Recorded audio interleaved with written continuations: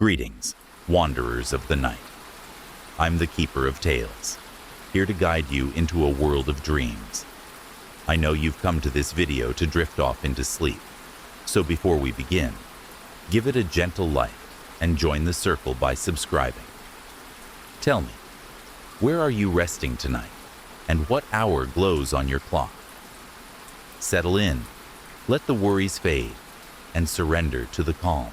The city of Emberglow sprawled beneath a perpetually overcast sky, its streets slick with the residue of countless drizzles. It was here, in this dreary metropolis where light seemed to falter, that my story began. Not with a whisper or a crackling twig, but with the hum of an ordinary day. My name is Elias Kane, and I am not what one might call adventurous. By trade, I'm a librarian, buried deep within the labyrinthine halls of the Central Archive, a place more alive with secrets than people. The archive had always been my sanctuary, its shelves lined with forgotten histories and dusty tomes that whispered tales no living soul dared speak aloud.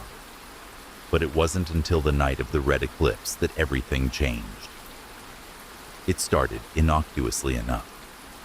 A patron approached me at closing time, her face pale under the fluorescent lights. "Do you have anything on anomalies?" she asked hesitantly, glancing over her shoulder as if expecting someone, or something, to appear. Her voice carried an urgency I couldn't ignore. "Anomalies?" I echoed, raising an eyebrow. "That's quite broad. Are we talking about historical oddities, scientific phenomena, or perhaps folklore?" She leaned closer, lowering her voice. "All of them."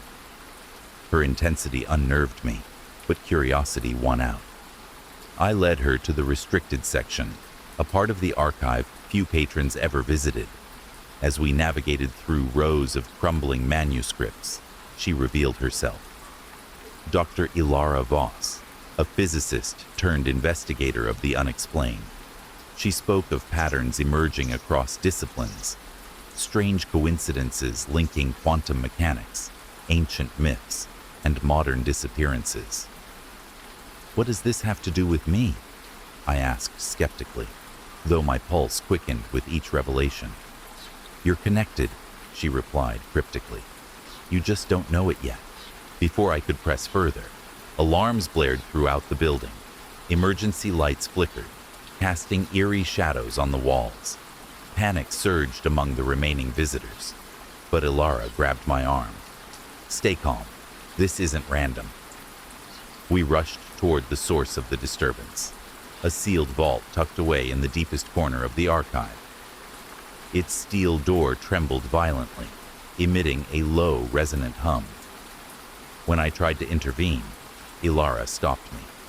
"Don't touch it. Whatever's inside has been waiting for tonight." As if on cue, the ground shook and the vault doors groaned open. From within emerged a sphere of pulsating red energy, suspended midair like a beating heart. Its glow illuminated our stunned faces, filling the room with an otherworldly warmth. Then came the whispers, not from any person, but from the sphere itself. "They are coming," it intoned, its voice layered with countless tones. "Prepare." Days turned into weeks as Ilara and I unraveled the mystery behind the artifact. We discovered it was no mere relic. It was a fragment of a celestial event known as the Red Eclipse, which occurred once every millennium. During these eclipses, barriers between dimensions weaken, allowing entities from beyond to seep into our world. But there was more. According to fragmented texts hidden within the archive, certain individuals were chosen as conduits during these events, beings who could either bridge the gap between worlds or seal it forever. And somehow, I was one of them. Ilara trained me in methods both scientific and arcane, teaching me how to harness the sphere's power without succumbing to its influence. Yet the knowledge came at a cost. Nightmares plagued me, visions of writhing shadows and hollow-eyed figures stretching their hands toward me. Each dream ended the same way, a single phrase echoing through the void. Elias Kane, you cannot run. The culmination came on the eve of the next red eclipse. Shadows darker than night crept through the streets of Emberglow, drawn by the sphere's resonance. They weren't creatures of flesh and blood, but manifestations of pure malice, feeding on fear and despair. Our mission was clear. Use the sphere to reinforce the dimensional barrier before the eclipse reached its peak. Standing atop the archive's tallest spire, I held the sphere aloft, its crimson light bathing the city below. Ilara stood beside me, her expression grim. "If this doesn't work," she began. "It will," I interrupted, determination burning away doubt, "because it has to." As the moon aligned perfectly with the sun, the air grew heavy, charged with static electricity. The shadows converged, their forms twisting into monstrous silhouettes. Around us, the citizens of Emberglow watched in terror, their hopes resting on two unlikely saviors. I channeled all my focus into the sphere, willing its power to obey. For a moment, nothing happened. Then, with a deafening roar, the sphere unleashed a wave of energy that tore through the encroaching darkness.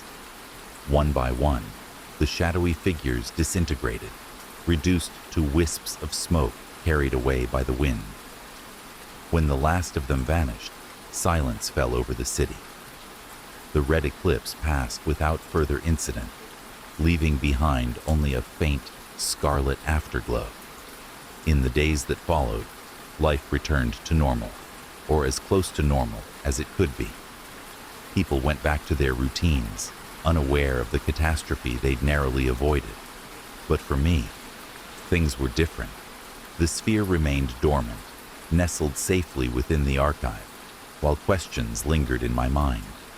Had I truly saved the city, or merely delayed the inevitable? Ilara often reminded me that balance was fragile, a constant struggle between light and shadow. And though I didn't fully understand my role in that equation, I knew one thing for certain. Emberglow needed guardians, and I intended to be one of them. The city of Lumina sprawled beneath a perpetually overcast sky, its streets alive with the hum of daily life. It was here, amidst the bustling crowds and towering skyscrapers, that my story began. Not with a whisper or a shadow, but with an ordinary day at work. My name is Kale, and I'm a data analyst by trade, a job as unremarkable as it sounds. My days were spent buried in spreadsheets and algorithms, searching for patterns where none seemed to exist. But everything changed when one such pattern refused to remain hidden. It started innocuously enough. A client requested an analysis of urban anomalies, strange occurrences reported across various districts, ranging from power outages to inexplicable noises. At first glance, they appeared random, scattered without rhyme or reason. Yet as I delved deeper, cross-referencing dates, locations, and witness accounts, a chilling realization dawned on me. These events weren't random at all. They formed concentric circles radiating outward from a single point, the old observatory, atop Mount Crestwood. Curiosity got the better of me, and I decided to investigate further. Armed with little more than a flashlight and my laptop, I ventured up the mountain late one evening. The air grew colder with each step, carrying with it the faint scent of ozone. When I reached the observatory, its doors stood ajar, creaking softly in the wind. Inside, the atmosphere was oppressive, thick with dust and memories of a forgotten past. At the center of the main hall stood a massive telescope, its lenses clouded with age. Beneath it lay a panel etched with symbols I couldn't decipher. As I ran my fingers along the grooves, the room trembled slightly, and the symbols lit up, pulsating like a heartbeat. A voice resonated around me, not spoken aloud, but echoing directly within my mind. You've awakened something ancient. Startled, I stumbled backward, nearly dropping my flashlight. From the shadows emerged a figure cloaked in darkness, their features obscured, yet eerily familiar. "Who are you?" I demanded, my voice trembling despite my attempts to sound brave. "I am what remains," the figure replied, their voice layered with countless tones.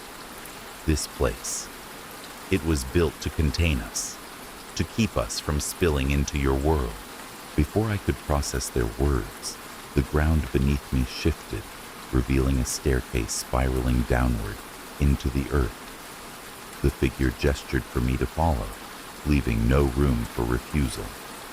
Reluctantly, I descended into the depths, where secrets long buried awaited discovery. What I found defied explanation. An underground chamber stretched before me, its walls inscribed with glowing runes that told stories of civilizations risen and fallen.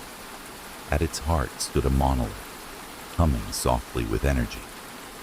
The figure explained that this artifact served as a barrier between dimensions, weakening over time due to humanity's growing reliance on technology.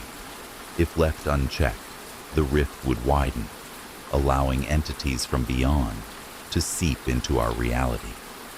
Faced with this revelation, I had two choices: attempt to repair the barrier, using knowledge passed down through generations, or flee, hoping someone else might take responsibility. Pride, and perhaps a touch of recklessness, urged me to stay. Under the guidance of the mysterious figure, I learned rituals both ancient and complex, harnessing powers latent within myself all along.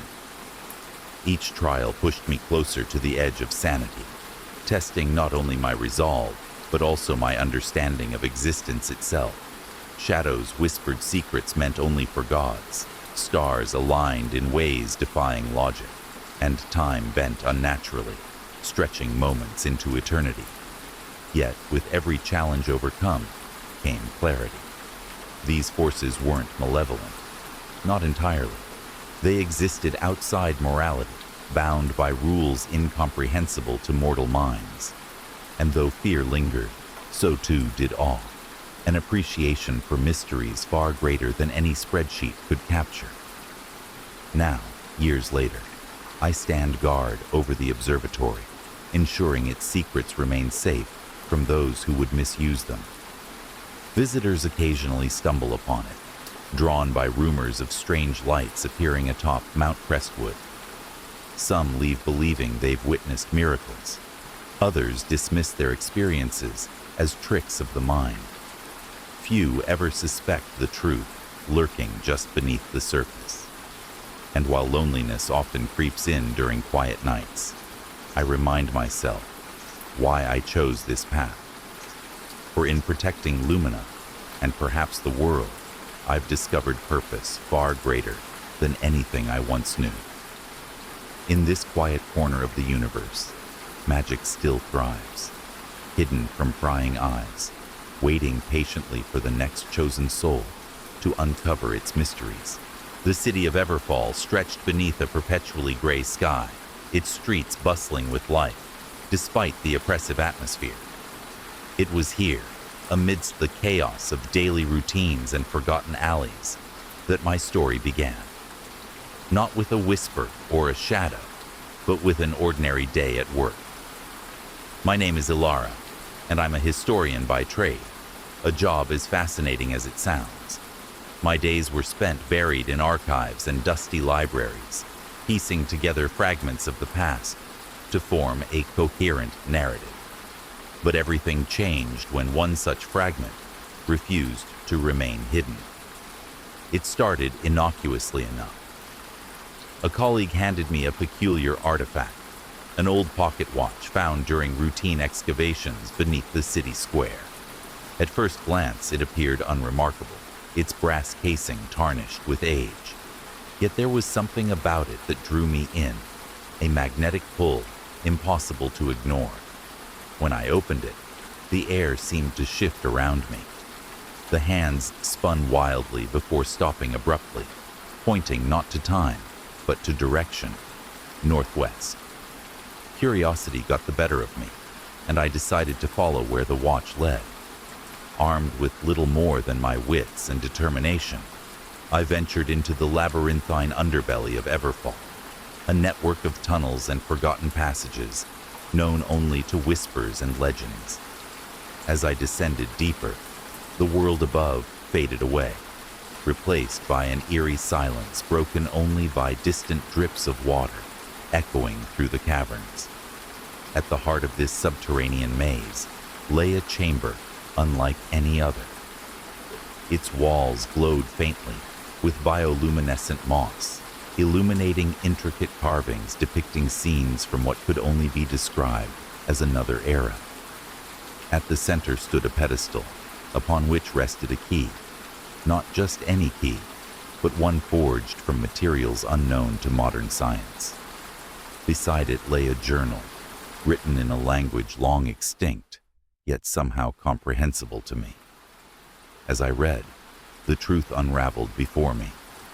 Centuries ago, Everfall had been built atop the ruins of an ancient civilization whose technology bordered on magic.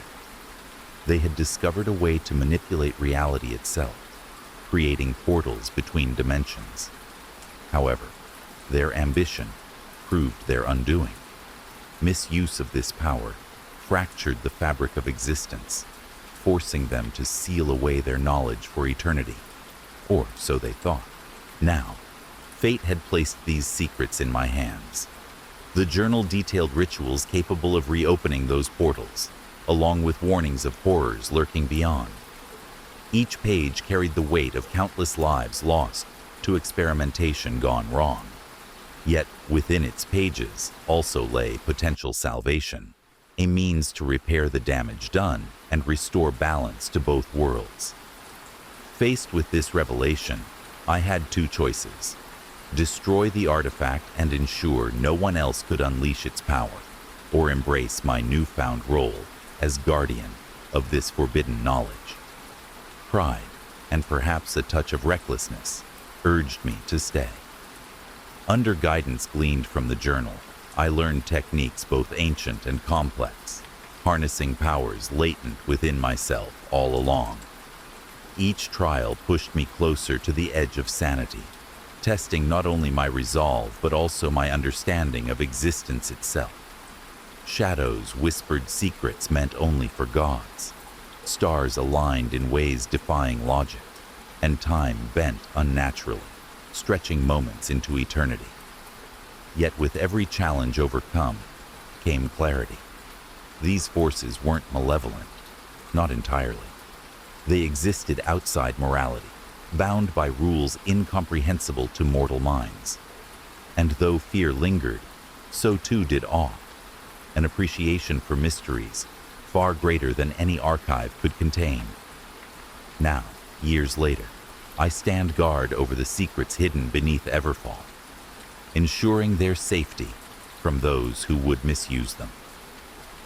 Visitors occasionally stumble upon hints of strange lights appearing within abandoned tunnels, drawn by rumors of wonders waiting to be uncovered. Some leave believing they've witnessed miracles. Others dismiss their experiences as tricks of the mind. Few ever suspect the truth, lurking just beneath the surface. And while loneliness often creeps in during quiet nights, I remind myself why I chose this path. For in protecting Everfall, and perhaps the world, I've discovered purpose far greater than anything I once knew. In this quiet corner of the universe, magic still thrives, hidden from prying eyes, waiting patiently for the next chosen soul to uncover its mysteries. And so, wanderers of the night, our tale dissolves into the shadows. The echoes of this story linger softly, like a whisper on the wind, carrying you deeper into the embrace of dreams. Rest now, beneath the watchful stars, and let the stillness cradle you until the dawn. Sleep well, my friends, until the next tale calls you back.